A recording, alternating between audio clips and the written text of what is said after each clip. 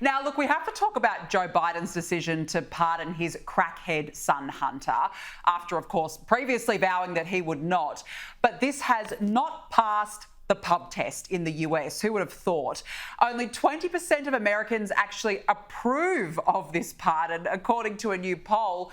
Kosha, look, I don't think you needed a poll to realise why pardoning a drug addict and felon was a good move.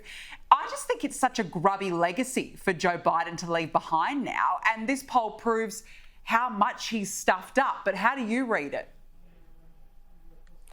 You know, for sure, there are a couple of policy things like the botched withdrawal from Afghanistan and a few others that I think people will remember. But beyond that, most people who are not in the weeds of politics day in and day out, these types of personal decisions are the ones that get remembered and go down in the history books. And it's not the best look for him. And what's interesting is there's two aspects to it. So one is on a human level, the father and son relationship, and a father doing anything to help his son. Many actually would have understood that if he had leaned into that and been, forthright that that's what he's going to do and take some culpability for it and then do so. But I think what's bothering people is, as you mentioned, the blatant sort of in-your-face dishonesty where he just kept saying something, and then when the time came, he did what everybody always thought he would do. Also, the nature of the pardon, where it's this 11-year blanket pardon, going back very conveniently to 2014 when some of these schemes came into play of Hunter Biden in Ukraine and other trouble spots in the world. And the third thing is the juxtaposition against what his DOJ, Biden's DOJ, has done in terms of prosecuting Trump, his supporters, his associates, all of that. So you put all of that together, and it's not surprising that only 20% of people in that poll measured see this as fair. Yeah, 20%, it's not a lot, so it goes to show people are not happy about it, and rightly so. Now, Donald Trump wants to appoint dozens of new judges once he becomes president, but it seems Joe Biden has other plans because the president has threatened to veto a bill to expand the number of federal judges. Kosha, why would Biden not want Trump to appoint more judges? What's the strategy here? So judicial appointments throughout the federal bench and all the way up to the Supreme Court is one of the most tangible, lasting powers of the president, because these are lifetime appointments and they really do make an impact in terms of the direction of the country and how various criminal matters are going to be litigated and adjudicated.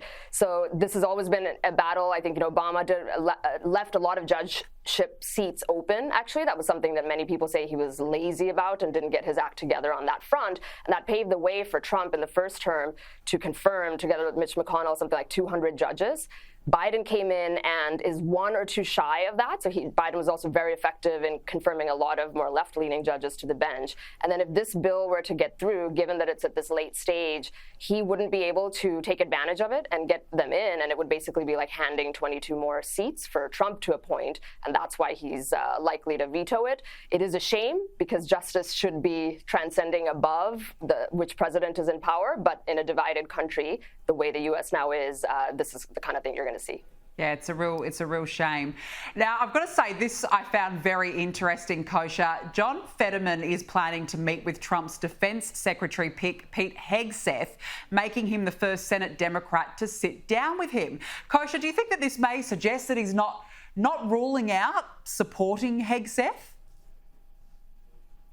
Possibly. Fetterman has been making a lot of news and a lot of waves. He, during the election and in the climax of the election, was one of the only Democrats saying, I'm not sure, I kind of see Pennsylvania going for Trump, and he broke from party talking points when he said that. He joined Truth Social recently, the only Democrat to have done that, and now he's meeting with Pete Hegseth. The only thing that I think will answer your question, Danica, is ultimately how he votes. So it could be this is just window dressing, and he knows how to keep himself in the headlines and maybe paint himself in a way that's politically expedient, given he also will have to face re-election in Pennsylvania. But if he actually votes to confirm some of Trump's nominees, to confirm other legislative agendas he's going to try and push, that will be telling, but I will believe it when I see it.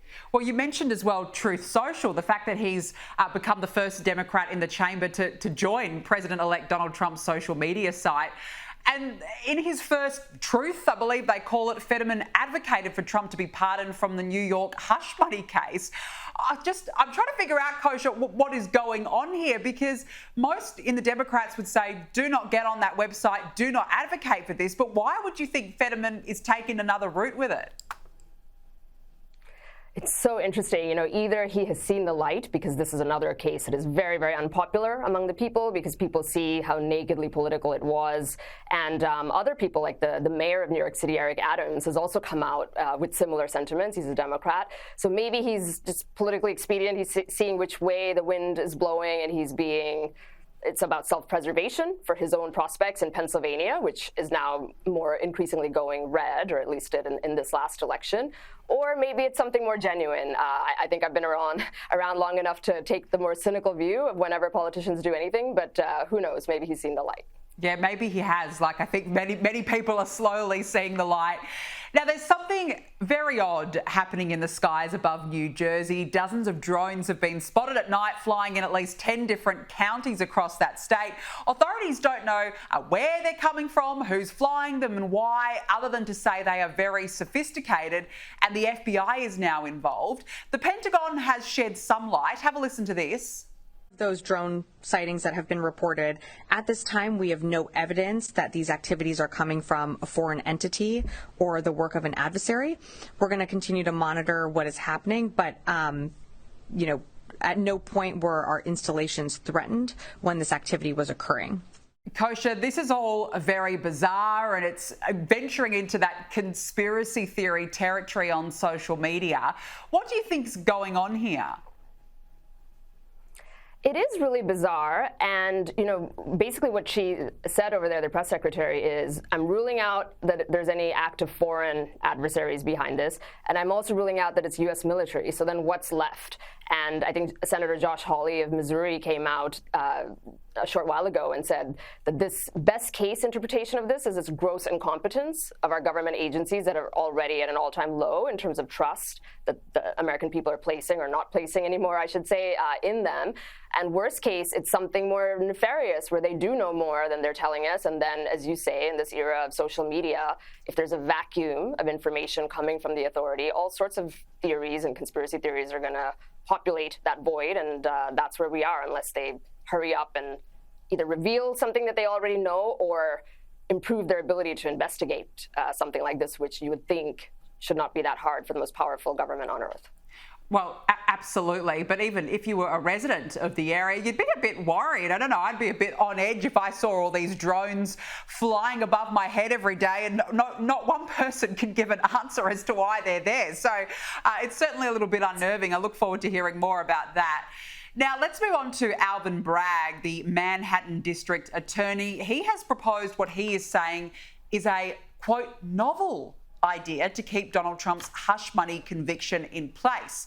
Now, Kosha, I'll go through it with our viewers. He has suggested that the Manhattan Supreme Court Justice could write on the court docket that Trump's guilty verdict still stands, but then cancel Trump's sentencing entirely. And by doing so, it would apparently freeze any other actions in the case. Kosha, look, this seems awfully bizarre and convoluted. How do you understand this?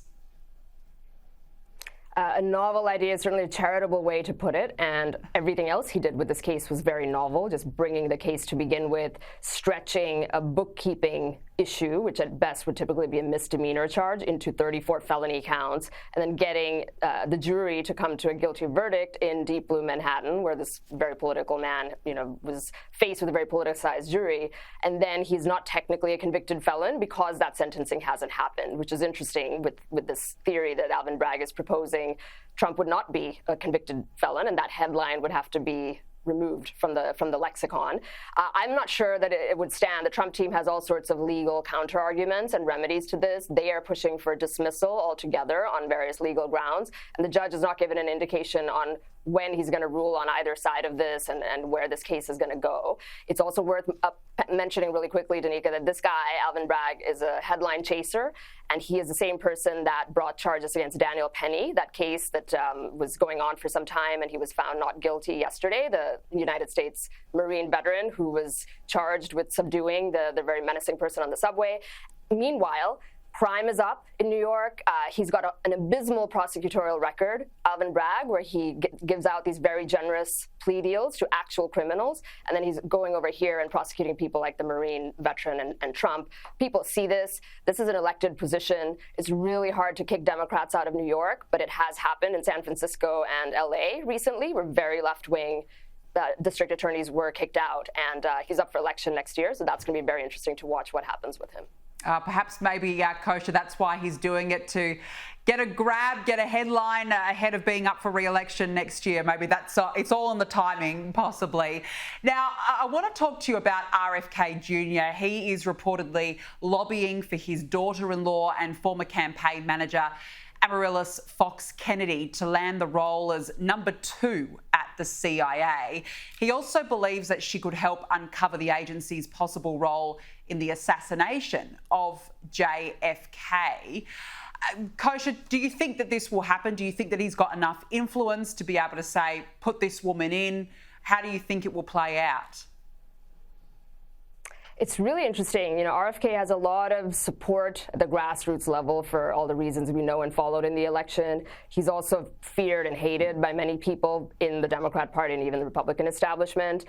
The interesting thing is that number 2 at the CIA does not require Senate confirmation. So it's ultimately in Trump's hands and John Ratcliffe, who's the CIA designee, if he will get confirmed by the Senate, which everyone expects he will. Those two can decide this. And I'm not sure who else they're considering, but it is interesting because these people are all disruptors, which is what the American people want right now. The daughter-in-law has supposedly really worked at the CIA in deep clandestine undercover and wrote a book about it, which was not approved by the CIA to write about, but she is somebody who has experience in the field. And of course, the personal investment that the Kennedy family will have necessarily in seeing if the CIA played any role whatsoever in the JFK assassination, which is a theory that's been floating out there for some time. Somebody like her and RFK obviously have a vested interest in finding that out. So it's an interesting proposal, and it'll be up to Trump and John Ratcliffe to ultimately make that decision. Okay, well, we will await to see what happens there. Kosha Gada, great to speak with you as always. Thanks for joining me.